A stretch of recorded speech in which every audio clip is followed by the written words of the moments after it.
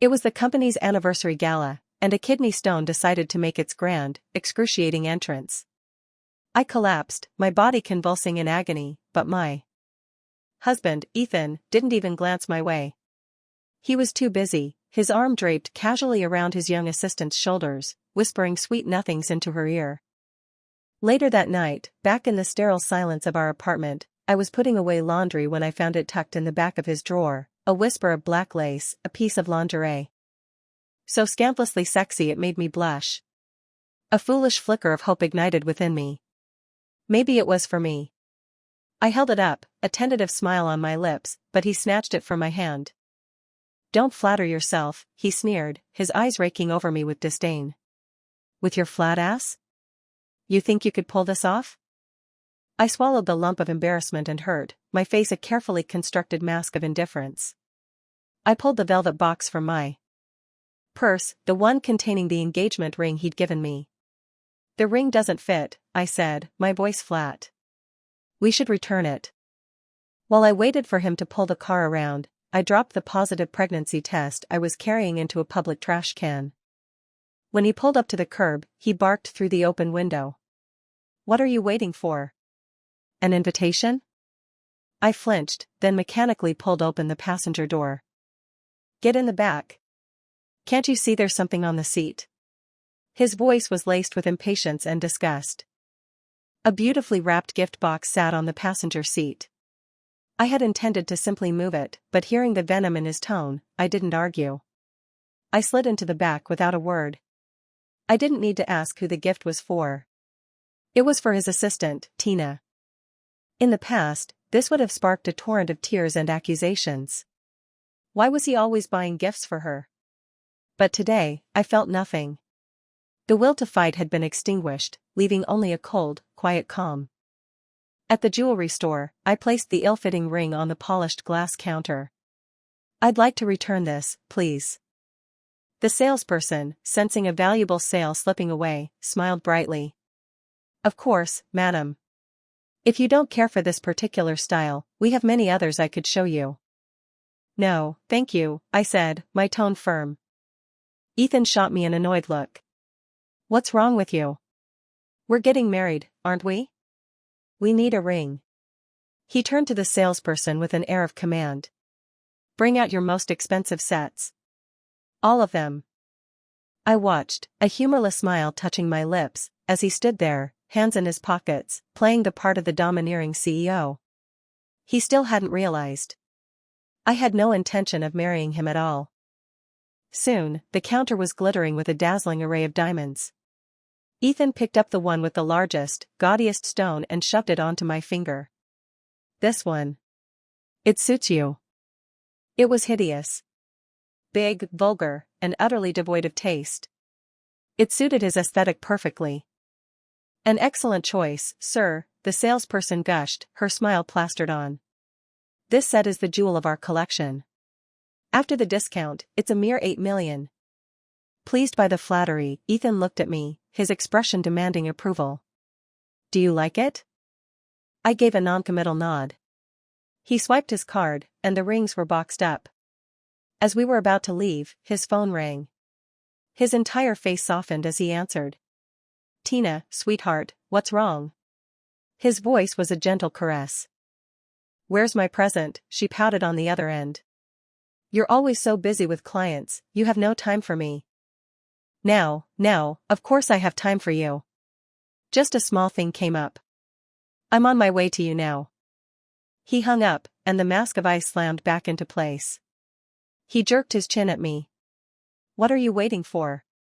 Do I have to ask you to get out?" A real, mirthless smile touched my lips this time. I opened the door and stepped out onto the curb. I had once believed he was innately cold, incapable of warmth. I see now he had a gentle, tender side. It just wasn't for me. I was just a small thing that came up. I walked straight back into the jewelry store and placed the newly purchased box on the counter. "I'd like to return this." The salesperson stared. "But, why? Your husband seems to adore you." He didn't even blink at the price. I offered her a weary smile. "I'm not marrying him anymore. I walked out of the store empty-handed, leaving her gaping in astonishment. Back home, I submerged myself in the bathtub, soaking until my skin was pale and wrinkled. I stared at my still flat stomach and sighed, a wave of indecision washing over me. What was I going to do about this child? I finally drifted into an uneasy sleep as dawn broke. It felt like only moments later when the sound of the door opening jolted me awake. Ethan's cold voice cut through the morning quiet. "Why didn't you answer your phone last night?" I blinked, surprised. He never told me his plans, whether he was coming home or how late he would be. In the past, my calls and texts asking were met with irritation, then silence. The fact that he'd even thought to call me while he was with Tina was a novelty. Oh. I must have been asleep. He sat on the edge of the bed, his face a thundercloud. After a long moment, he asked, "Where are the kissing dolls?" He was referring to a pair of clay figurines we had made together on our first date. For years, they had sat on the nightstand, a symbol of our love. "I knocked them over last night. They broke. I threw them away." His brow furrowed. He was about to say something else when his phone chimed with a message. He glanced at it, and his expression immediately turned anxious. He stood up and strode towards the door. He paused at the entryway, glaring back at me when I didn't rush to help him with his shoes as I normally would. "Did I marry you so you could laze around like a queen? Have you no sense?" I didn't move. "If you want a servant," I said, my voice dripping with sarcasm, "why not hire a maid? Why bother getting married?" His face flushed with anger at my defiance. "You've learned to talk back. I've been too good to you." He roughly pulled on his shoes and slammed the door behind him. I let out a cold laugh. My decision was made. His child did not deserve to be born.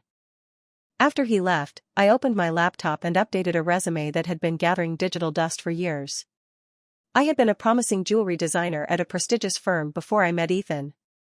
He had convinced me to quit, framing it as a desire to protect me from the stress of work. I, blinded by what I thought was love, had mistaken his possessiveness for care. 5 years. That's all it took for him to grow tired of me, to throw in my face that he was the one keeping me. I had had enough. That afternoon, I received an invitation for an interview at the Hualien Commercial Tower. As fate would have it, while waiting for the elevator, I saw them. Ethan and Tina, her head resting sweetly on his shoulder, her arm linked through his. "If this deal goes through," she cooed, "what are you going to buy me?" He tipped her chin up, his eyes full of adoration. "Whatever your heart desires, of course." They finally noticed me. Ethan's face went cold. "What are you doing here? Following me?" "I have an interview," I said, my voice flat. I had no desire to waste another word on him. Anger flared in his eyes. "An interview? I told you, you don't need to work. Am I not providing for you? Is the money I give you not enough?" I met his gaze, a chill in my own. "It's because I don't want to be told I'm lazing around like a queen. It's because I don't want to be called senseless for not fetching a man's shoes." His face stiffened. For once, he was speechless. Tina fluttered her lashes, feigning innocence. "Ethan, don't be so hard on Clara. She needs love and attention, just like me." The elevator arrived. I fought back a wave of nausea as I squeezed in with them. "Oh, Ethan, it's so crowded." Tina squealed, pressing herself against him. "I'm being squashed into you." He glared at me, shoved me aside, and pulled Tina protectively into his arms. "There. Now no one can crush you." They got off on the 15th floor. I checked the address for my interview. It was on the 15th floor as well. As I followed them out, Ethan stopped and sneered. "Don't tell me your interview is also on this floor." "Yes." "What a coincidence." He shot me a warning look, then strode away. And of course, the company he walked into, Fashion Paris Jewelry, was the very one I was there to see. As I entered behind him, he scoffed. "You? A housewife who's been idle for 5 years? If they hire you, I'll bark like a dog." "Good," I replied calmly. "I've never heard you do that before." It was a top 3 global jewelry company. The interview process was grueling, 3 rounds culminating in a final meeting with the CEO. Julian Fu. I was in his office for over an hour. When I emerged, Ethan and Tina were waiting, their faces stormy. Ethan marched up to Julian. "Mr. Fu, you clearly don't have much respect for me. I've been waiting for over an hour to discuss our partnership." Julian slapped his forehead with exaggerated dismay. "My deepest apologies.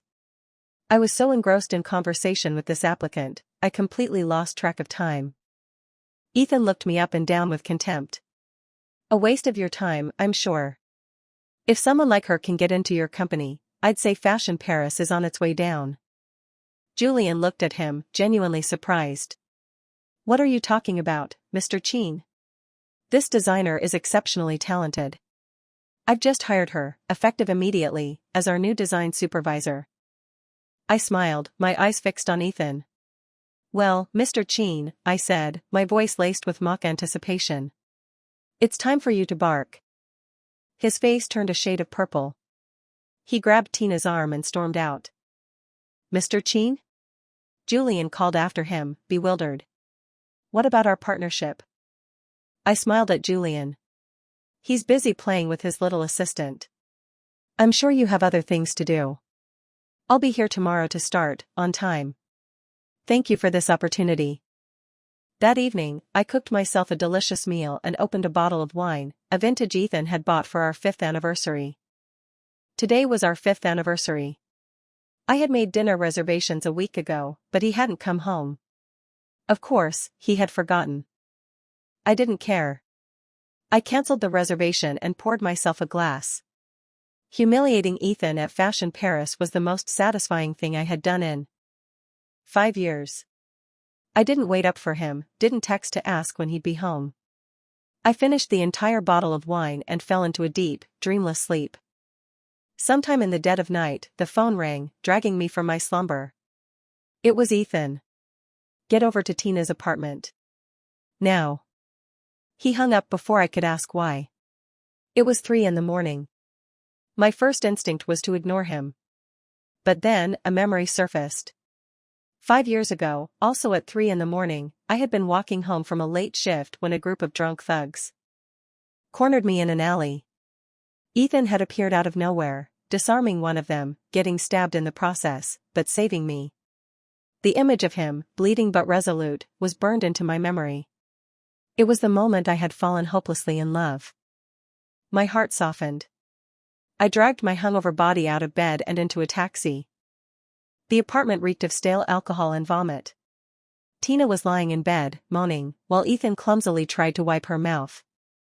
"What are you standing there for?" he barked at me. "Make her some hangover soup." I bit my tongue and went to the kitchen. When I brought out the soup, he gestured impatiently. "Can't you see she's barely conscious? Is she going to drink it herself?" I smiled a tight, humorless smile, and began to spoon-feed Tina. "You stink of alcohol," he commented, wrinkling his nose. "What were you drinking at home alone?" "It was our 5th anniversary," I said, my voice even. "You were out drinking with Tina. Am I not allowed to have a drink by myself?" He froze, his expression unreadable. "Ethan, I'm so cold," Tina whimpered, reaching for him. "Hold me." He glanced at me. I just smiled. "I understand." I grabbed my coat and left, leaving them to their private moment. From there, I went straight to the hospital. Half an hour later, the small life that should never have been was gone. I returned to the apartment, packed my bags, and walked out. On the table, I left 2 documents, the return receipt for the $8 million ring, and the discharge papers from the hospital for my procedure. Then, I called a taxi to the airport. I hadn't told Ethan that my new position as design supervisor was at the company's Southeast Asian branch. As I was about to board my flight, his call came through, his furious roar exploding in my ear. "Clara, how dare you? Who gave you the nerve to call off our engagement and get rid of my child? Where are you? Get your ass back here right now, or I swear I will hunt you down and drag you back." I let out a cold laugh. "I heard that dog bark, Mr. Chin. Goodbye." I hung up and turned off my phone. The plane landed at Bangkok International Airport. The hot, humid air that hit me was the breath of a new world. I reported to the branch office and settled into the company apartment. My best friend, Lauren, called, frantic. "Clara, where are you? I've called you 5 times. Ethan is going crazy looking for you." "I know," I said calmly. "I don't want to be found." "Never mind that. You need to get on a live stream, right now. The whole world is watching Ethan propose to you.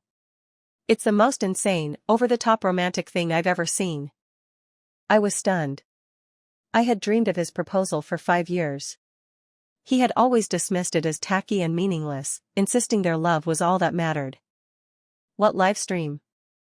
"It's on Beautiful Vows, the one with 100 million followers. There are millions of people watching online, waiting for you." I had to reset my password to log in. The livestream was plastered all over the app's homepage. I clicked. The scene was a 5-star hotel ballroom, drenched in red roses. Balloons and streamers hung from every surface. A 5-tier cake stood in the center, flanked by a champagne tower. 2 Maserati sports cars were parked on either side of the room, and on a table lay the deed to a villa. More ridiculously, there were literal stacks of cash and piles of gold bars on a nearby platform.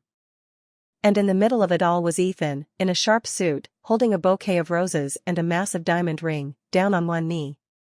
"Clara! Come back! Marry me," he pleaded to the empty space in front of him. The comments section exploded. "Who is Clara? Show yourself. Your massive fortune is waiting. Look at me, Mr. CEO. If she won't marry you, I will. Who is this Clara? So arrogant, turning this down." The whole spectacle reeked of new money and desperation. It was Ethan's style. In the past, I might have been moved to tears by the gesture, however tasteless. But now, it was a last-ditch effort to win me back after I had already given up on him. This wasn't sincerity. It was public, emotional blackmail. I watched the farce for a few minutes. Ethan's patience was wearing thin. "Clara," he shouted into the camera. "I don't know if you're watching, but my patience is limited. You have 10 minutes to show up and accept, or you will never get another proposal from me in your life." I knew this was his limit. I changed my username to my actual name and typed a single comment. "I reject your proposal. And please, stop harassing me." Then, I logged off. My phone immediately exploded. Relatives, friends, classmates, everyone who had seen the livestream was calling and texting. Ethan called over a dozen times in a row. I turned my phone off. The world finally went quiet. The next morning, I was heading to work when I saw him, blocking the entrance to my building. "Clara, we need to talk. Get out of my way. I'm going to be late." He used his height and build to physically bar my path. The branch manager, a Thai man named Mr. Baikong, came out with 2 bodyguards. "Clara," he said in fluent English, "welcome. Do you know this man?" "No, Mr. Baikong, I don't." He gestured to the guards, who promptly removed Ethan from the premises. I worked late that night, learning the ropes. On my way to the subway, Ethan intercepted me again. "Are you that bored, Ethan? Following me around like a piece of gum on my shoe?" His eyes were like chips of ice.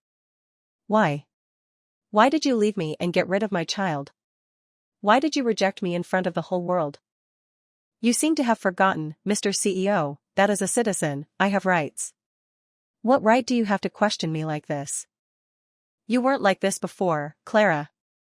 You said you loved me more than life itself. You said your life was mine. That was then. I don't love you anymore. Is that not allowed?" He stared at me, then laughed. "Look at you. A 30-something housewife. Do you think you're still a dewy-eyed 20-year-old? Who else would want you?" I laughed too. "I'm not exactly begging for a man, am I? Am I not allowed to exist on my own?" Seeing he was getting nowhere, he ran a hand through his hair in frustration. "Fine, stop this nonsense. The whole world knows I proposed. Just come home with me. No, Ethan. I don't love you. I won't marry you. I walked past him and into the subway station. The next morning, he was waiting outside my apartment again. What do you want? This is harassment. I can call the police. He looked haggard, with dark circles under his eyes. Clara, I'm sorry about our anniversary. I forgot. It was my fault. I bought you a gift to make up for it. He pulled out a box and opened it. Inside was a stunning emerald necklace. It looked familiar. Then I remembered a post Tina had made a few days ago. Nice emerald, right? Worth 10 million. Too bad money can't buy my love. The picture showed her dangling the necklace from her fingers with a dismissive expression. I smiled. So, this was just something his little mistress had rejected. He still didn't get it. The anniversary wasn't the main issue. It was him being with Tina, then calling me in the middle of the night to play nursemaid to his drunk mistress. There was a limit to my humility, and it stopped short of serving the other woman. Thank you, I said, turning my face away. But anything Tina has touched, I find dirty. He followed me to the subway like a lost dog. He bought me a cup of congee from a street vendor. Eat breakfast. It's fish congee. With extra scallions, just how you like it. Ethan hated scallions.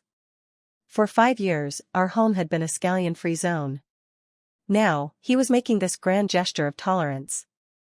I didn't take the congee. Thank you for the thought, but I don't like scallions anymore. He suddenly exploded, throwing the cup into a trash can. Clara. I have put up with you for years. Don't push it. I know you don't like Tina, but her father was my dad's army buddy. I have to take care of her. Then what are you putting up with me for? Marry Tina. Stop pretending. All this drama is just to force me to marry you, because you're afraid she'll steal me away. I've told you, she's like a sister to me. It's all in your head. I finally understood the concept of a delusionally self-confident man. It was Ethan. A man so wrapped up in his own worldview that he was incapable of hearing what anyone else was saying. Ethan, I said, looking him straight in the eye. I do not love you anymore. Do you understand? No. I don't believe you. You said you would love me with your life because I saved you. I'm not asking for your life, just for you to marry me. Why won't you? And you said you fell in love with me at first sight when you saw me cornered in that alley, that you would protect me forever, that I was your one and only. You didn't keep your word either. We're adults. We can be gracious when things end. His bravado crumbled. Fine. I admit I haven't been as attentive. But my relationship with Tina isn't what you think. Her father entrusted her to me on his deathbed. It's my responsibility. You can fulfill your responsibility, I said, checking my watch. And I have the right to make my own choices. I'm leaving. Take care. As I passed through the turnstile, I heard him call out behind me. You'll regret this. 3 months later, I was back in the country to report to the head office. Julian had explained that my position in Bangkok was temporary. He wanted me to train a local team, then return to headquarters. He had high hopes for me, envisioning me as the head designer within a year. After a long day of meetings, Julian and some of the senior staff took me out to dinner. Afterwards, as I was about to head to my hotel, he stopped me. Clara, the hotel is a bit far. Let me give you a ride. I was tired, so I accepted. As we were getting into his car, a hand grabbed my arm. Clara. Wait. It was Ethan.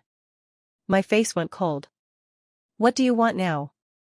I'm sorry, Clara. I was wrong. Please, come back to me. I can't live without you. Are you sick, Ethan? I told you, we're over. Stop harassing me. I don't agree, he yelled, pulling at my arm so hard I nearly fell. A strong arm steadied me. Julian pried Ethan's hand off me. As the CEO of a major company, aren't you ashamed of yourself, harassing a woman in the middle of the night? I saved her life. Ethan snarled. We were together for 5 years. Who the hell are you? Are you deaf or just stupid? Julian shot back. She said she broke up with you. Enraged, Ethan lunged at Julian, who effortlessly sidestepped and twisted his arm, sending him stumbling. Ethan! Are you okay? Tina appeared from the shadows, rushing to his side. Clara, how could you be so cruel? He only came here because he loves you, and you let another man beat him up. So, because he loves me, he has the right to harass me? I retorted. My boss was defending me. It's called chivalry. Or is being harassed by men something you enjoy? See, Ethan? She's insulting me too. Why are you still chasing after her? Ethan pushed Tina away. Clara, believe me, I love you. There's nothing going on with Tina. I had had enough. I took a deep breath and linked my arm through Julian's. I have a new boyfriend now, Ethan. Please, leave me alone. Ethan stared, his eyes wide with disbelief. Julian instinctively put his arm around my waist, pulling me close. You dare steal my woman? Ethan roared, swinging a fist at Julian's face. Julian caught his wrist, and with a simple push, sent him staggering back again. Undeterred, Ethan charged forward once more. Julian kicked out, and Ethan went down hard, not getting up this time.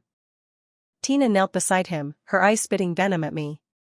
You bitch. He loves you, and you go and cheat on him. I'll kill you, you slut. She lunged at me, her long nails aiming for my face. I caught her hands and, with a series of sharp cracks, broke every single one of her fake nails. She shrieked. My nails. You broke my nails. I slapped her. Shut up. I broke your fake nails, and you're screaming like you've been dismembered. She ran back to Ethan, wailing. He finally struggled to his feet, shaking her off. Clara, come back to me. I'll send Tina back to her hometown tomorrow. I promise you'll never see her again. No, thank you, I said flatly. You can go. It's because of him, isn't it? That's why you left me. Yes, I said, exasperated. Is that what you want to hear? He suddenly laughed, a strange, unnerving sound. No. I see it now.